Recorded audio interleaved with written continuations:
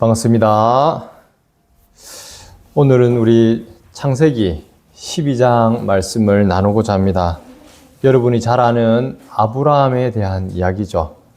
특히 이제 아브라함의 그 부르심, 아브라함의 언약에 대한 말씀이 오늘 본문 말씀을 통해서 우리는 확인할 수 있습니다. 아브라함의 삶을 통해서 우리가 보통은 아브라함 자체에 우리가 초점을 맞출 때가 많아요.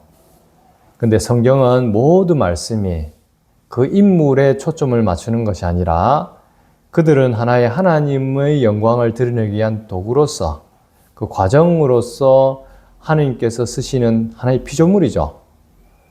그래서 항상 여러분들이 말씀을 볼 때는 하나님의 그 관점에서 하나님이 어떤 분이신지 그걸 1차적으로 관심을 두고 하나님께서 이 인물을 통하여서 당신의 뜻과 또 나아가서는 그 가운데 두신 그 복음의 놀라운 비밀들을 관심을 가지고 또 문맥 가운데 파악하고 알려고 하는 것이 아주 중요한 태도예요.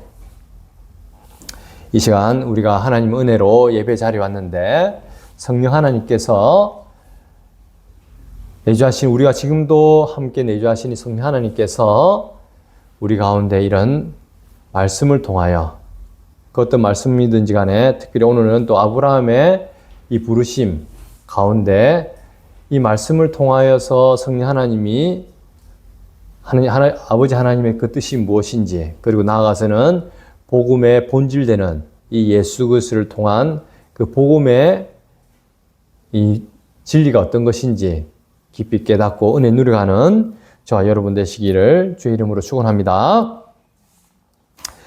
우리가 지난주까지는 우리가 바벨탑 사건에 대해서 계속 살펴봤죠. 그러면서 또 나아가서는 그와 대체적으로 나온 것이 바로 셈의 후손들, 즉 구원의 족보에 대한 구속의 족보에 속한 하나님의 백성들에 대한 우리가 스토리들을 말씀을 통해서 우리가 은혜를 나눴어요.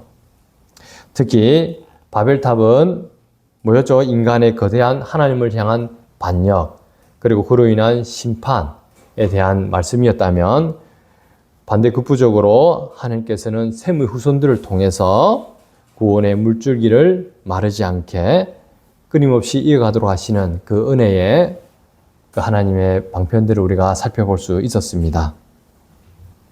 그 끝자락에 보면은 데라와 아브라함, 데라의 족보를 통해서 아브라함을 예비하는 그러한 말씀을 우리가 11장을 통해서 확인할 수 있었죠. 오늘은 특별히 이 아브라함에 대해서 우리가 살펴볼 텐데 아브라함 통해서 딴 것보다도 아브라함을 부르시는 그 하나님의 은혜에 대해서 우리가 좀 더 조명해 보고자 합니다. 1절을 보면 이렇게 말씀을 전하고 있죠. 다 같이 우리 12장 1절 다 같이 한번 읽어보도록 할까요? 시작. 여호와께서 아브라함에게 이르시되 너는 너의 고향과 친척과 아버지의 집을 떠나 내가 내게 보여줄 땅으로 가라. 이는 하나님의 강력한 명령으로 시작되고 있습니다. 12장 1절에서 여호와께서 아브라함에게 이르시되 끝에는 내가 내게 보여줄 땅으로 가라. 특별히 우리가 이 하나님께서 아브라함을 부르시는 이 명령으로 아브라함을 부르실 때 주목해야 될 부분이 뭐냐면은 아브라함이 있었던 그 자리에 대해서 우리가 한번 생각해 볼 필요가 있습니다. 아브라함이 부름받았던 그곳은 어디였느냐? 잘 알겠지만 우리가 갈대아 우르 지역이죠. 근데 갈대아 우르 지역이 어떤 지역이었죠? 이제 바벨탑 사건이 있었던 그 지역입니다. 보면은 그 당시 갈대아 우르는 달의 신 난나를 섬기던 거대한 우상 숭배의 도시였던 거예요. 그런 도시에서 자랐던 아브라함은 본질적으로는 경건한 생활을 잘 할 수 있었을까요? 못했을까요? 하기 어려운 상황이었겠죠. 우리가 셈을 통해서 끊임없이 대를 이어 복음을 듣고 살았겠지만 오실 예수 그리스도 여자의 후손을 바라보면서 이야기도 듣고 했겠지만 당시에 거대한 물줄기는 하나님을 대적하는 즉 우상 숭배가 판을 치는 그런 시대를 살았단 말이에요. 그래서 특별히 보면은 우리가 여호수아 24장 2절에 보면 데라에 대해서도 이렇게 말을 하고 있어요. 보면은 여호수아가 모든 백성에게 이르되, 이거는 여호수아 24장 2절, 즉 여호수아 마지막 장이거든요. 이스라엘의 하나님 여호와께서 이같이 말씀하시기를 옛적에 너희 조상들 곧 아브라함의 아버지 나홀의 아버지 데라가 강 저쪽에 거주하여 다른 신들을 섬겼으나 라고 이야기를 하고 있어요. 데라도 마찬가지로 또 아브라함도 나홀도 어떻게 해요? 우상 숭배하는 그 문화의 터 위에서 자라나고 있었던 거예요. 그 시대의 문화나 그 시대의 주류를 이루고 있던 그 시대의 흐름을 거스르기가 쉽지 않은 상황이었던 거예요. 오늘날도 마찬가지죠. 우리가 신앙의 자유민주주의라는 그러한 토양 위에서 살아간다고는 하지만 실질적으로 보면은 우리가 신앙을 지키면서 살아가는 것은 인간적으로 볼 때 거의 불가능에 가깝습니다. 여러분 잘 아시겠지만 우리가 흔히 접하는 다양한 대중매체들 뿐만 아니라 이웃들에 대해서, 이웃들도 마찬가지고 우리가 만나고 또 경험하는 여러 가지 일들을 보면은 이 성경의 말씀에 따르는 삶보다는 이 성경과는 하나님과는 전혀 상관없는 다른 세상의 이야기들을 여러분들이 많이 주로 듣고 경험하고 또 그러한 문화 속에 있는 사람들을 만나는 것이 우리 일상의 대부분이에요. 거꾸로 얘기하면 이런 세상은 갈대아 우르, 우상을 숭배했던 그 갈대아 우르 지역이랑 다를 바가 없는 그런 현실이죠. 여러분들은 이 예수님을 믿고 신앙생활을 이렇게 하고 있는데 이것이 그냥 이루어진 게 아니란 말이죠. 어떻게 보면은 이런 생활 자체가 우리가 이렇게 신앙생활을 할 수 있는 것 자체가 크신 하나님의 은혜가 있기 때문에 가능하다는 것을 여러분들이 기억해야 된다는 거예요. 본질적으로는 우리 또한 뭐예요? 이 세상의 풍류를 따라서 이 세상의 가르침을 따라서 하나님을 오히려 대적하고 인정하지도 않고 감사치도 않고 그저 뭐예요? 이 세상 속에서 육신의 정욕과 안목의 정욕과 이 생의 자랑을 쫓아 살아갈 수밖에 없는 것이 원래 우리의 모습이었단 말이에요. 아브라함도 데라도 마찬가지였던 거죠. 그러한 아브라함에게 하나님이 찾아오신 거예요. 그리고 그에게 명하시는 거예요. 어떻게 해요? 너는 너의 고향과 친척과 아버지의 집을 떠나 내가 내게 보여줄 땅으로 가라.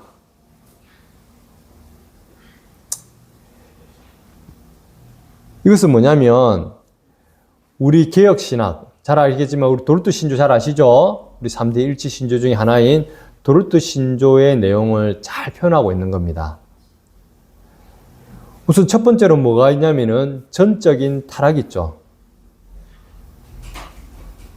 아브라함도 데라도 우리 역시도 뭐냐면 본질적으로는 진노의 자녀요 전적으로 타락한 존재로서 하나님을 알지도 또 하나님께 감사치도 영화롭게도 할 수 없는 그런 죄 중에 잉태되고 출생한 자가 바로 우리란 말이에요. 아브라함과 데라도 마찬가지인 거죠. 하지만 이런 우리를 하나님이 직접 찾아오셨단 말이에요. 다양한 은혜의 방편들을 통해서. 아브라함에게도 마찬가지죠. 그 수많은 사람들 가운데 이 아브라함을 딱 특정해서 하나님께서 찾아오신 거였던 거죠. 그리고 이것을 갖다가 우리 도르트 신조에서는 뭐냐면은 무조건적인 선택이라고 하는 거죠. 무조건적인 선택. 도르트 신조 제1교리 7항에는 이렇게 고백하고 있습니다. 이 선택은 하나님께서 인류의 전체 무리 가운데서 특정한 수의 사람들을 그리스도 안에서 구원하시기로 하신 하나님의 불변하는 목적이다. 인류 전체의 무리 가운데서 특정한 수의 사람들을 그리스도 안에서 구원하시고자 하는 하나님의 불변하는 목적. 에서는 미워했지만 야곱을 사랑하셨던 것처럼 이 수많은 사람들 가운데 하나님께서는 아주 특정한 사람들을 창세전부터 택하시고 그들 가운데 하나님께서는 친히 찾아오셔서 은혜 가운데 그들을 당신의 백성으로 당신의 자녀로 부르신다는 거예요. 그리고 이 선택은 사람이 어떤 행위나 자질을 조건으로 한 것이 아니라 오직 하나님의 선하신 기쁨에 근거한다. 우리 스스로에게서는 하나님 왜 나를 택하셨지? 이런 근거를 찾을 수가 있겠습니까? 네, 결코 찾을 수가 없단 말이에요. 오히려 하나님께 은혜를 입은 자들은, 즉 하나님의 이 택함을 받고 부름을 받은 자들은 오히려 자기의 죄와 비참이 얼마나 심각한지 깨닫고 도저히 구원받을 수 없는 나를, 나 같은 죄인을 구원하신 하나님께 감사할 수밖에 없는 것이 이 믿음의 본질인 거예요. 믿음의 본질. 동일한 겁니다. 아브라함도 마찬가지인 거예요. 아브라함이 어떤 하나님의 부르심이 합당한 어떤 인간적인 조건이나 행위나 자질을 갖췄던 것이 아닌 거죠. 하나님의 그 일방적인 기쁘시고 선하신 그 뜻 가운데 하나님께서 아브라함을 지정해서 택하셨단 말이에요. 이것이 놀라운 하나님의 은혜입니다. 그리고 나아가서는 하나님은 아브라함에게 어떻게 해요? 내 본토 친척 아비집을 떠나 내가 내게 보여줄 땅으로 가라. 여기서 보면은 가라 라고 할 때 레카라는 히브리어를 사용하거든요.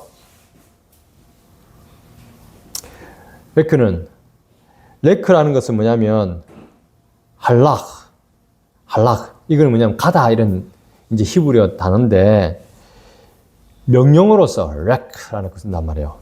근데 이걸 갖다 직역하면은 레카라는 것은 너 자신을 위하여 가라라는 의미를 가지고 있어요. 단순한 지리적인 그런 이동을 말하는 것이 아닌 거죠. 근본적으로 죄와 우상으로 얼룩진 거짓된 자, 바벨의 문에 젖어있던 옛사람을 버리고 하나님 안에서 발견된 참된 너를 향해서 떠나라는 하나님의 그 구원의 초청이었던 거예요. 우리도 마찬가지로 하나님께서 아브라함과 같이 동일하게 부르시고 있단 말이에요. 그 부르심에 응답한 결과 우리가 지금 이렇게 믿음으로 살아가고 있는 거죠. 그러면 그 하나님의 그 부르심이라는 것은 무엇이냐? 하나님이 명하신 것으로 하나님이 약속의 땅으로 가라는 것은 근본적으로 1차적인 것은 십자가의 길을 가는 거예요. 어떤 거요? 나의 옛자. 내가 이 세상의 풍미에 따라가서 그 진노의 자녀로 살아갈 수밖에 없었던 옛자를 십자가에 못 박는 것으로부터 시작된다는 거죠. 그 다음부터는 뭐냐면 예수 그리스도의 생명으로 성령 하나님의 말씀 가운데 복음으로서 인도하시는 그러한 삶을 살아가는 것이 바로 하나님께서 명하신 약속의 땅으로 가라는 그 부름에 응답하는 삶이라는 거예요. 그 약속의 땅이라는 것은 바로 무엇이겠습니까? 하나님 나라의 회복인 거예요. 하나님 나라. 하나님 나라가 우리에게 약속하신 하나님의 약속의 땅인 거죠. 그것을 역사적으로 보여준 것이 바로 뭐냐면 이 아브라함의 삶을 통해서 그러한 것이 우리는 그냥 피상적으로 알 수 있는데 하나님께서 믿음으로 살아간다는 게 어떤 것인지 이 아브라함의 삶을 통해서 보여주고 계신 거죠. 그리고 나아가서는 거기서 끝나는 것이 아니라 이 하나님의 뜻 가운데 예수 그리스도 안에서 참된 하나님의 자녀로서 내 자아를 정체성을 찾을 뿐만 아니라 그리고 하나님의 나라를 살아갈 뿐만 아니라 그 구체적으로는 하나님께서는 어떻게 2절 3절에 복을 약속하고 계신 거예요. 11장 2절 3절 다 같이 읽도록 하겠습니다. 시작. 내가 너로 큰 민족을 이루고 내게 복을 주어 네 이름을 창대하게 하리니 너는 복이 될지라. 너를 축복하는 자에게는 내가 복을 내리고 너를 저주하는 자에게는 내가 저주하리니 땅의 모든 족속이 너로 말미암아 복을 얻을 것이라 하신지라. 아브라함의 복에 아주 중요한 것은 뭐냐면은 아브라함에게만 국한된 게 아니라는 거죠. 창세기 3장에 아담과 하와가 범죄함으로 땅은 저주를 받았잖아요. 아라를. 저주를 받았지만 그러나 이 아브라함을 통해서 그 저주를 끊고 복을 명하고 계신 거죠. 바라크. 이 바라크라는 것은 근본적인 의미가 뭐랬어요? 무릎을 꿇다라는 의미가 있댔죠. 누가 앞에 무릎 꿇겠습니까? 하나님 앞에 무릎 꿇게 하는 것. 이 자체가 우리가 큰 복이라는 거예요. 그리고 이처럼 하나님을 여호와 하나님, 우리가 죄로 말미암아서 떠났던 이 하나님을 품을 다시금 이 아브라함을 통해서 아브라함의 삶을 통해서 모든 족속들이 너로 말미암아 땅의 모든 족속들이 다시금 이 여호와 하나님 앞에 무릎 꿇고 하나님과 아름다운 관계를 회복하는 그래서 하나님 나라를 상속하는 놀라운 복을 약속하고 계신 거죠. 갈라디아서 3장 8절 말씀처럼 아브라함의 자손으로 오실 예수 그리스도를 통해서 열방이 죄사함의 복을 얻게 될 것이라는 것을 미리 선포하는 그러한 원시 복음 같은 말씀인 거예요, 이것이. 우리에게도 마찬가지죠, 하나님께서는. 아브라함에게 이 복을 주시고 모든 민족들이 아브라함을 통해서 복을 얻게 하실 거라고 약속하셨는 것처럼 우리를 통해서도 하나님께서는 이 땅의 저주를 끊어버리고 우리를 통해 우리 삶을 통해서 많은 사람들이 이 여호와 하나님 앞에 무릎 꿇고 다시 돌아오게 하는 그러한 은혜를 베풀 거라는 것을 약속하고 있는 것이죠. 놀랍지 않습니까? 아무 자격 없는 우리에게 하나님께서는 단순히 부르실 뿐만 아니라 우리를 복의 근원으로 그 복 자체로 부르셔서 하나님께 영광 돌리는 인생으로 빚어가신단 말이에요.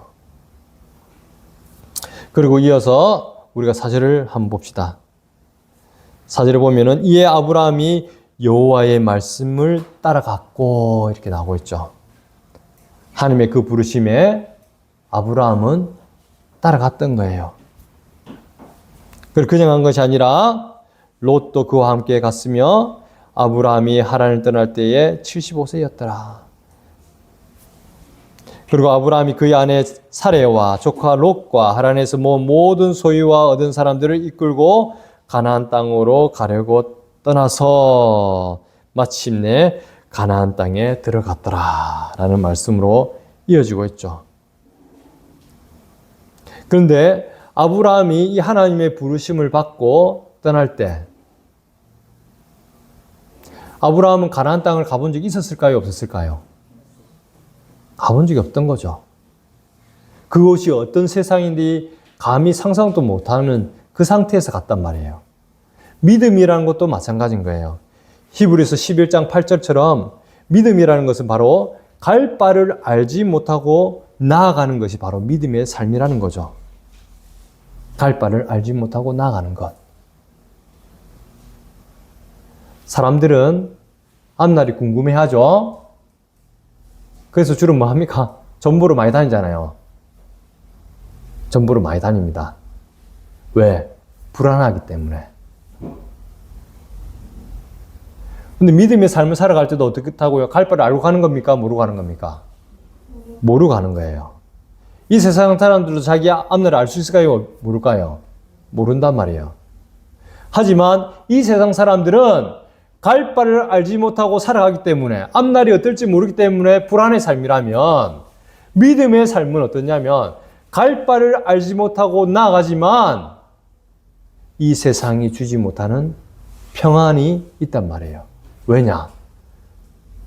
우리 삶의 근거, 그 믿음의 근거가 이 천지 만물을 창조하시고 지금도 만유의 주로서 친히 다스리시고 누구보다도 우리를 사랑하시는 이 여호와 하나님이 우리 믿음의 근간이 되기 때문에 우리에게 두려움이나 불안이 있겠습니까? 없단 말이에요. 본성적으로는 우리가 불안할 수밖에 없죠. 하지만 이 하나님을 알면 알수록, 우리 믿음이 자라가면 자라갈수록 오히려 폭풍 가운데서도, 심지어 지금 당장 전쟁이 일어난다 하더라도 그 전쟁 가운데서도 세상에서 감히 누릴 수 없는 하나님 나라의 참 평안을 누려갈 수 있다는 것이 바로 또 한 믿음의 비밀인 거예요. 하지만 이런 평안을 누려가기까지 쉽지가 않죠. 그 여정을 보면은 이렇게 되어 있습니다. 우선 아브라함은 하나님께 그 부르심에 따라갔잖아요. 근데 아브라함의 직면상이 뭐였습니까? 그 땅을 지나 세겜 땅 모래 상수리 나무에 이르니 그때 가나안 사람이 그 땅에 거주하였더라, 이렇게 나오고 있거든요. 가나안 사람이. 당연히 그 가나안 땅이니까 가나안 사람들이 살았겠죠. 근데 이 사람들이 아브라함의 호의적이었을까요? 우리도 마찬가지입니다. 우리가 모르고, 특히나 이방 땅에서 우리가도 보겠지만 뭐 촌에 가도 그렇지만 시골에 가도 그렇지만 그 지역에 텃세라는 게 있죠. 텃세. 외지 사람들에게 결코 선대하는 것이 쉽지 않습니다. 특히나 아브라함은 이게 무슨 연고가 있습니까? 혈연이 있습니까? 그 어떤 삶의 근거가 없는 곳이잖아요. 가나안 땅이. 특히나 그 땅을 하나님께서 가라에서 왔지만 이 땅에서, 이 낯선 땅에서 내가 어떻게 살아야 될지, 그 지역을 터줏대감처럼 잘 지키고 있는 그 가나안 사람들을 봤을 때 아브라함은 어땠을까요? 마음이. 참, 그래, 참 좋은 세상이다, 이렇게 했을까요? 아니란 말이죠. 처음 직면한 것 자체가 뭐냐면은 여기서 어떻게 살아낼까? 불안하고 두려울 수밖에 없었겠죠. 하지만 이때 하나님께서는 아브라함에게 다시 나타나시 이렇게 이야기하십니다. 내가 이 땅을 내 자손에게 주리라. 내가 이 땅을 내 자손에게 주리라. 하나님께서는 그 불안에 떠는 아브라함에게 다시금 나타나셔서 아브라함에게 위로해, 또는 하나님께서 그 가운데서도 결코 흔들릴 수 없는, 당신께서 친히 이 땅을 내 자손에게 주리라 라고 말씀하고 계신 거예요. 그 약속을 하고 계신 거예요. 이에 아브라함은 어떻게 합니까? 자기에게 나타나신 여호와께 그가 그곳에서 제단을 쌓고 거기서 베델 동쪽 산으로 옮겨 장막을 치니 서쪽은 베델이요 동쪽은 아이라. 그가 그곳에서 여호와께 제단을 쌓고 여호와의 이름을 부르더니 점점 남방으로 옮겨갔더라. 아브라함이 기댈 수 있는 것이 그냥 그 가나안 사람들을 봤을 때는, 그 지역을 봤을 때는 소망이 없었는데 하나님께서 친히 나타나셔서 이 믿음 없는 아브라함에게 어떻게 해요? 다시금 여호와 하나님을 바라보도록 하나님께서 은혜를 베푸시잖아요. 그러면서 아브라함이 어떻습니까? 깨달았겠죠. 맞다. 내가 이 땅에 살아가는 근거는 나를 부르시고 이 땅까지 인도하시고 지금도 이 땅 가운데 내 자손에게 이 땅을 주리라고 약속하신 이 여호와 하나님만이 내가 믿고 바라볼 수 있는 근거구나 하고 깨달았지 않겠습니까? 그래서 그 반응으로 어떻게 합니까? 제단을 쌓고 여호와의 이름을 부르는 그러한 모습을 보여주고 있단 말이에요.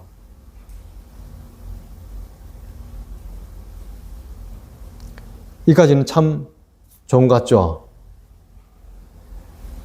우리가 제단을 쌓고 여호와 이름을 부른다 라는 것은 본질적으로 이 성도의 삶이 이래야 된다라는 것을 가르치고 있는 거죠. 본질적으로.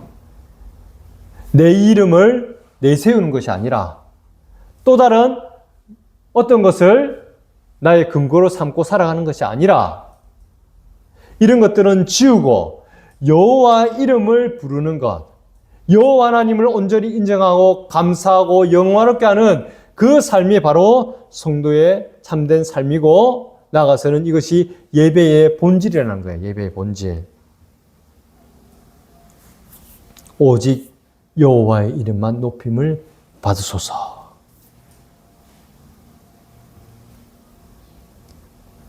이와 대조적으로 아까 우리가 창세기 11장에 그랬잖아요. 바벨탑 사건에서 사람들이 바벨탑 쌓아서 어떻게 한다고요? 우리 이름을 내자 했잖아요. 근데 신앙은 우리가 믿음의 삶은 참된 예배의 본질은 우리의 이름은 지우고 누가요? 여호와 하나님의 이름만 높이는 것. 예수 그리스도의 이름만 높이는 것이 바로 예배의 본질이고 우리 삶의 근간이 된단 말이죠. 그러나 앞서도 얘기했지만 이러한 우리 믿음의 삶 가운데서도 순탄치만은 않습니다. 끊임없이 시련이 닥쳐오는 거죠. 믿음으로 살아갈 때 모든 것이 그냥 우리 마음대로 뜻대로 되겠습니까? 될 수가 없죠. 하나님 입장에서도 근본적으로 진노의 자녀요, 본질상 심판받아 마땅한 죄인된 우리를 하나님의 자녀로 빚어가실 때 그냥 되는 게 아니겠죠. 믿음의 여정에도 시련은 반드시 찾아옵니다. 10절 한번 볼까요? 10절에 그 땅에 기근이 들었으므로 이렇게 되어 있죠. 그 땅에 기근이 들었으므로 하나님께서 약속하신 땅에 이 가나안 땅에 와서 그래 어쨌든 하나님께 제단을 쌓고 하나님 이름을 높이며 지내려고 했잖아요. 지내고 있었잖아요. 근데 이 땅이 녹록지 않은 거예요. 이 땅이 살아가는 것이. 현실적으로 당장에 기근이 들었던 거예요. 기근이. 당장 먹고 사는 것이 어렵고 생명에 위협이 가해지는 그런 상황이 벌어졌던 거예요. 약속의 땅에도 기근이 들었단 말이죠. 우리에게도 마찬가지잖아요. 믿음으로 살아간다 하지만 어떤 사람에게는 경제적인 어려움이 아니면 건강의 질병이 또는 관계의 단절 같은 이런 현실적인 기근이 끊임없이 찾아오는 것이 우리 성도들의 삶인 거예요. 믿음의 여정인 거예요. 이것이. 이 위기 앞에 어떻습니까? 아브라함은 그럼에도 불구하고 다시금 여호와께 돌아와 또 여호와 이름을 높이며 제단을 쌓고 참된 예배의 삶을 살았습니까? 아니죠. 다시 무너지죠. 아브라함이 보였던 행태는. 어떻게 합니까? 아브라함은 하나님께 묻지도 않고 자기가 봤을 때 저기라면 살 수 있을 것 같다 해가지고 애굽 땅으로 넘어가잖아요. 풍류의 땅이었던 애굽으로 그냥 내려가는 거예요. 10절 보세요. 아브라함이 애굽에 거류하려고 그리로 내려갔으니 이는 그 땅의 기근이 심하였습니다. 그 땅이라는 것이 바로 이제 자기가 있는 가나안 땅 말하는 거죠. 심하니까 딱 보니까 애굽 땅은 괜찮거든. 그러니까 하나님 묻지도 않고 그냥 내려가는 거예요. 거기 살려고. 하나님이 바라보는 것이 아니라. 그리고 나아가서는 더 심한 게 나옵니다. 자기 살려고 어떻게 합니까? 자기 아내 사례를 팔아버리잖아요. 보십시오. 그가 애굽에 가까이 이르렀을 때에 그의 아내 사례에게 말하되 내가 알기에 그대는 아리따운 여인이라 애굽 사람이 그들을 볼 때 이르기를 이는 그의 아내라 하여 나를 죽이고 그들은 살리라. 사례가 만약에 자기 아내라고 밝히면은 애굽 사람이 그 살해를 취하려고 자기를 죽일까봐 어떻게 해요? 살해 보고 니는 내 아내가 이거 누이라 속여라 이렇게 하잖아요.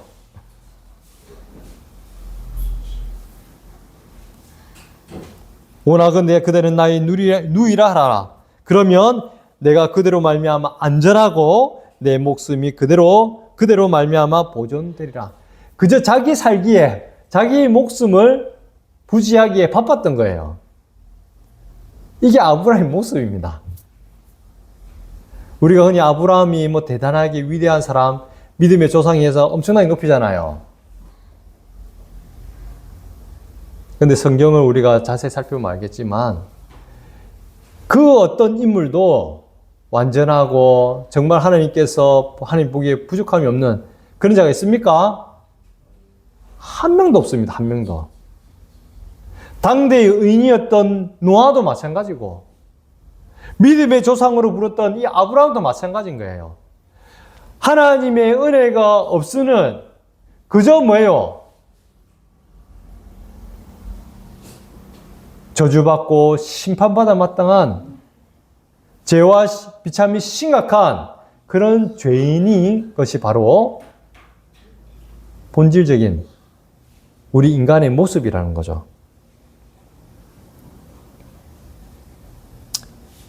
아브라함이 애굽에 이르렀을 때 애굽 사람들이 그 여인이 심히 아름다움을 보았고 바로의 고관들도 그를 보고 바로 앞에서 칭찬함으로 그 여인을 바로의 궁으로 이끌어 들인지라. 즉 바로가 뭐예요? 바로라는 게 딴 게 아니잖아요. 애굽 땅의 왕이잖아요. 애굽의 왕이 이 사례의 아름다움을 보고 자기 아내로 취했던 거죠. 애굽에서 아브라함은 비급한 남편이자 실패한 신앙인의 모습을 적나라하게 보여주고 있는 거예요. 그는 단지 자기 목숨을 부지하기 위해서 아내 사례도 누이 동생이라 속이고 바로 궁으로 그냥 들여보내는 거예요. 이것은 단순히 윤리적 잘못을 말하는 것이 아닙니다. 이거는 가장 이제 우리가 원초적으로 보는 것이 그런 부분이라고 한다면 구속사적으로 볼 때는 이거는 치명적으로 보면 하나님 나라를 무너뜨리려고 하는 사단의 공격이자 언약의 위기였던 거예요. 왜냐하면 살해는 누굽니까?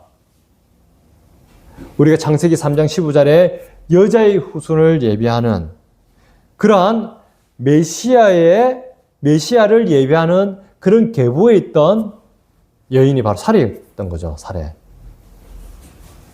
만약에 사례가 바로 왕의 아내가 되어서 거기서 바로의 이방인 씨를 잉태하고 출산했다면은 하나님의 구원 계획은 치명타를 입을 수밖에 없잖아요.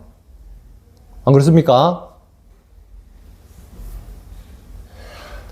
아브라함은 어떻게 보면 그렇다면 자신의 생존을 위해서 오히려 인류의 구원자이신 예수 그리스도의 오심을 가로막는 엄청난 죄를 범할 수밖에 없는 그런 상황이었던 거예요. 우리도 다 마찬가지죠, 원래. 말 안 해도. 근데 중요한 것은 우리가 여기서 하나님의 놀라운 은혜를 발견할 수 있는 거예요. 그것을 우리가 또 다른 말로 하면 불가항력적인 은혜. 도르트 신조에 나오죠. irresistible grace 해가지고 불가항력적인 은혜를 우리는 오늘 말씀을 통해서 확인할 수 있죠. 아브라함은 언약을 배신하고 사단의 노리개가 되었지만 하나님은 이 언약을 반드시 지키시는 거예요. 17절 볼까요? 어떻게 하십니까? 여호와께서 아브라함의 아내 사레의 일로 바로와 그 집에 큰 재앙을 내리신지라. 하나님께서 아브라함이 그 극악무도한 죄를 범했지만 하나님 나라를 회복하는 것을 막으시죠. 하나님께서 친히 개입하셔서 당신의 그 언약을 다시금 회복시키시는 거예요.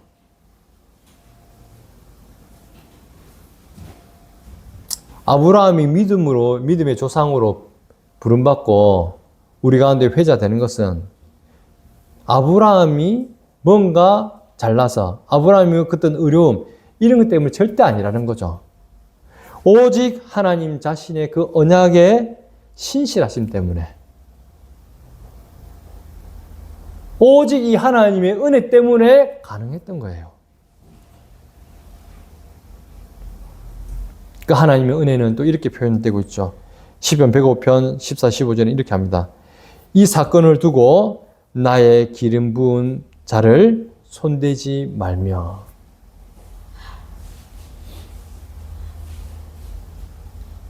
그 어떤 믿음의 조상이 될 자격도 없는 이런 아브라함을 하나님께서는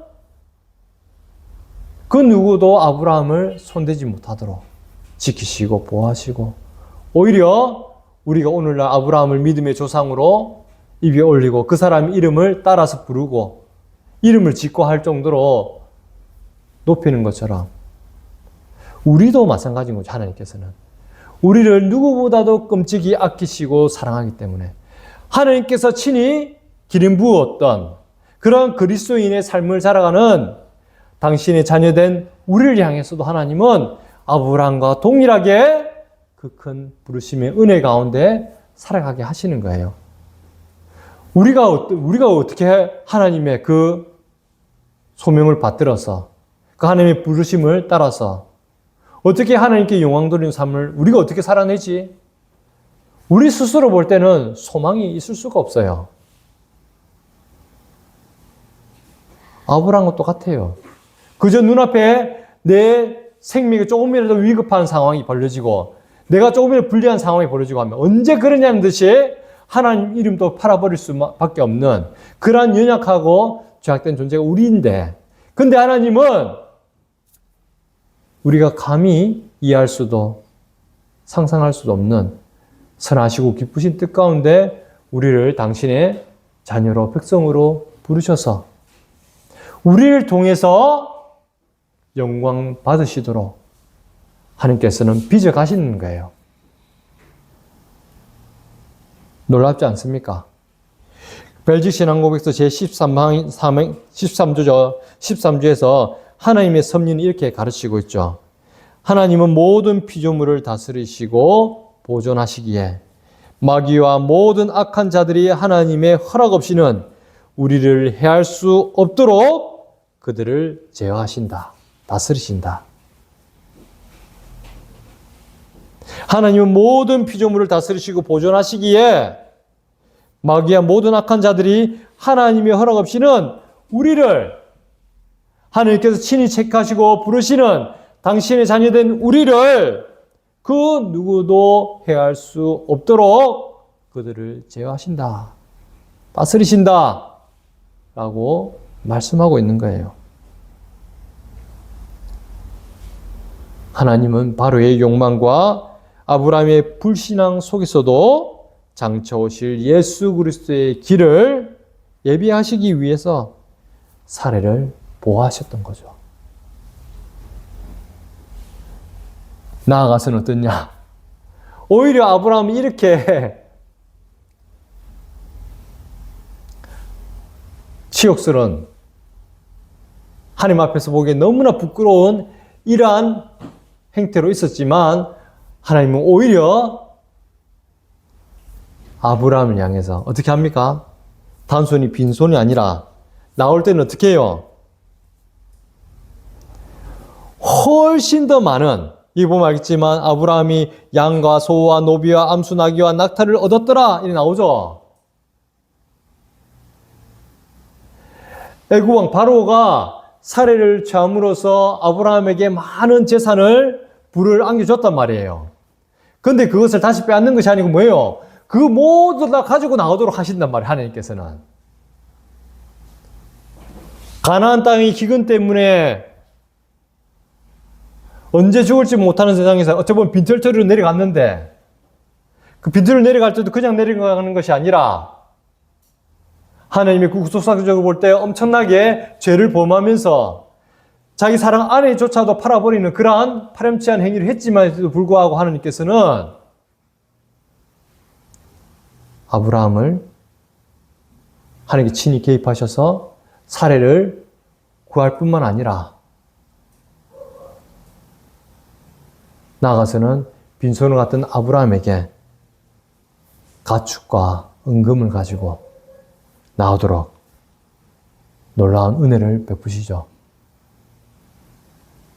애굽 땅에서 옛날 출애굽의 사건도 마찬가지였죠.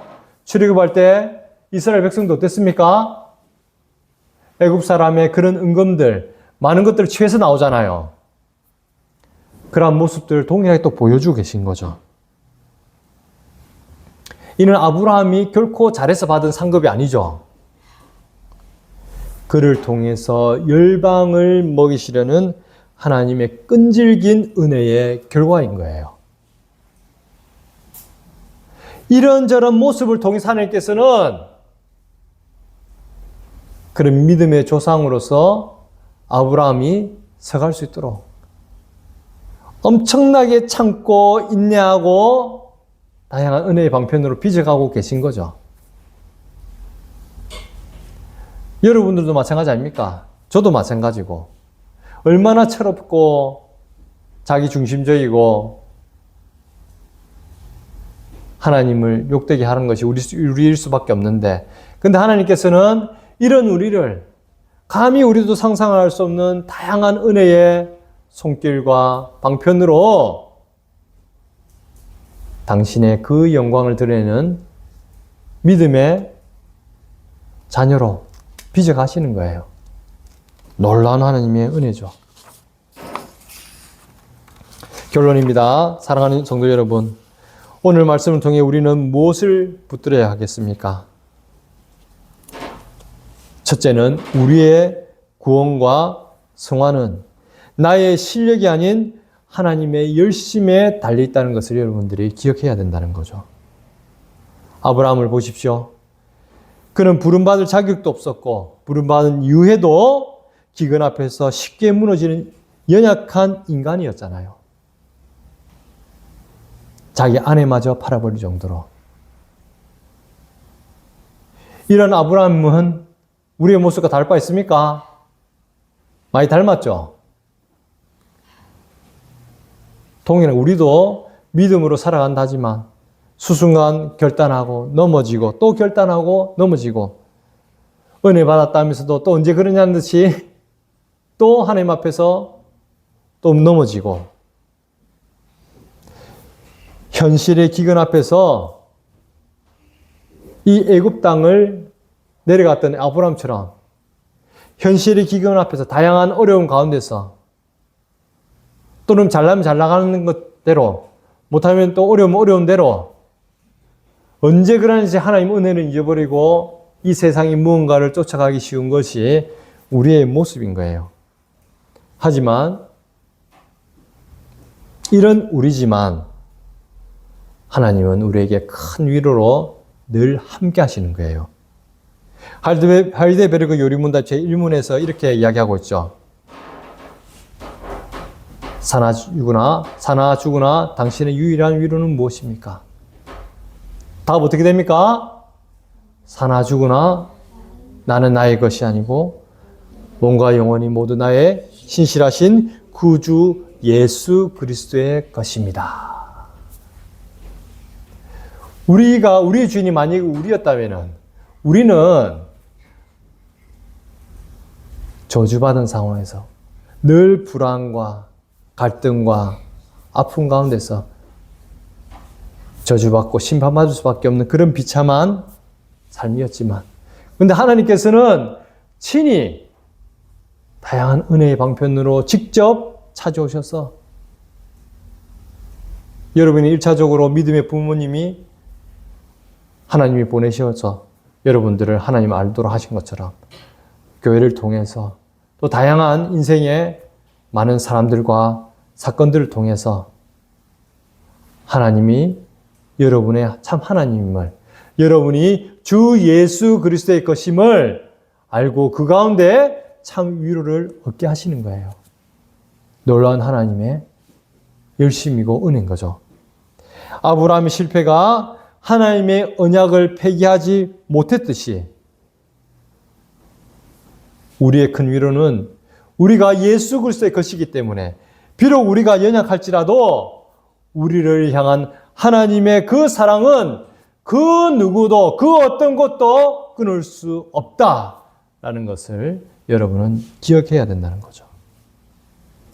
둘째로 예수 그리스도야말로 진정한 아브라함의 자손이라는 것을 여러분들은 명심해야 됩니다.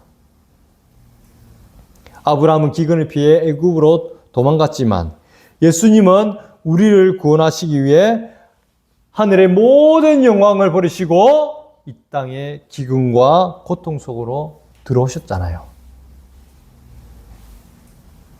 아브라함은 아내를 희생시켜서 자신이 살려고 했지만 우리의 참 신랑 되신 예수님은 우리를 구원하시기 위해서 신부된 교회를 살리기 위해서 자신을 십자가에서 희생시켰지 않습니까? 우리는 아브라함을 본받아서 구원받는 것이 아니라는 거죠. 아브라함을 붙드신 그 하나님, 그리고 아브라함의 자손으로 이 땅에 오셔서 율법의 모든 요구를 이루시고 우리를 온전히 구원하신 예수 그리스도를 믿음으로 우리는 구원받았다는 것을 여러분들은 꼭 기억하시고 그 은혜 가운데 살아가셔야 되는 거예요. 끝으로 세 번째로 우리가 붙들어야 되는 것은 이제 부르심이 합당한 제단 쌓는 삶을 회복해야 된다는 거죠. 제단 쌓는 삶이란 뭐예요? 딴 게 아니라 참된 예배의 삶을 회복하는 거예요. 아브라함은 애국에서 철저한 실패를 경험했지만 그냥 그것으로 끝나는 것이 아니라 다시 어떻게 합니까? 약속의 땅으로 돌아와서 전에 제단을 쌓았던 그곳에서 여호와의 이름을 다시 부르거든요. 그게 13장에 나옵니다. 우리가 회복은 딴 것이 아니라 뭐예요? 원점으로 돌아가는 거죠. 우리 시선과 삶의 궤적을 여호와 하나님께로 돌이키는 거예요. 우리의 모든 근간이 되고 존재의 이유가 되는 예수 그리스도께 우리 삶을 돌이키는 거예요. 이런 삶이 바로 예배의 삶이고 우리가 살아가는 원동력이 되는 거죠. 세상 속에서 그리스도인으로 살아가며 때로는 비겁해지고 타협하고 실수할 수 있습니다. 그러나 그것 때문에 좌절해서는 안 되는 거죠. 왜 그렇죠? 우리는 실수하지만, 우리는 넘어지지만 하나님은 결코 실수하지 아니하시고 하나님은 결코 실패가 없으신 분이에요. 여러분을 부르신 그 자리, 가정과 직장과 교회에서 다시 예배의 삶을 회복해야 된다는 거죠. 세상의 방식이 아니라 하나님의 약속을 굳게 붙들고 나아갈 때 하나님은 여러분을 통해서 하나님의 그 영광 돌리는 참된 복을 흘려보내는 복의 통로로서 여러분 자체가 복덩어리로서 하나님께 영광 돌릴 줄 믿습니다. 이 은혜가 한 주간 여러분과 또 저에게 크신 은혜로 늘 또 하나님께 영광 돌리는 그러한 방편으로 살아갈 수 있기를 주의 이름으로 간절히 축원합니다. 기도하겠습니다.